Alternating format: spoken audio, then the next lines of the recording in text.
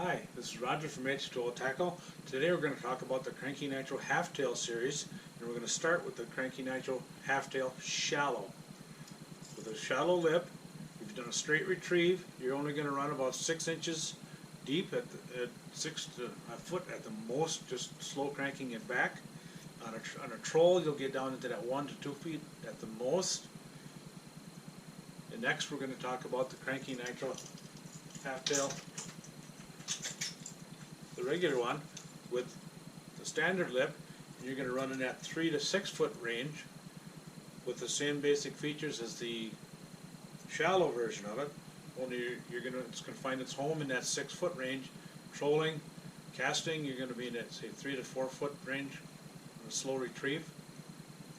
And then next we have the Cranky Nitro Halftail Diver, which is going to dive down to that 10 to 12 foot range with a little bit different action than the other two because of the lip angle, the size of the lip. And then you can slow crank it back. You're going to get down to that 10-12 foot range. And trolling, you're going to be close to the same like in a regular Cranky Nitro series, down into that 12-13 foot range on a troll. Now we're going to talk about replacing the tail. It has got a custom made spring with a centering pin that you can easily change it on the water if need be. Just find the tail, you find the approximate center. When you're push and turn, push and turn. Every time you turn, you just push. You don't have to push a lot, just a little bit. Then as you come up close, you look to see where it is.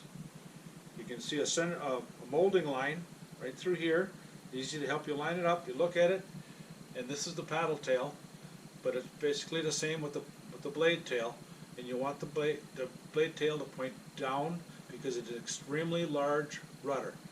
The halftail has got a large tail for its size compared to a lot of other baits out there.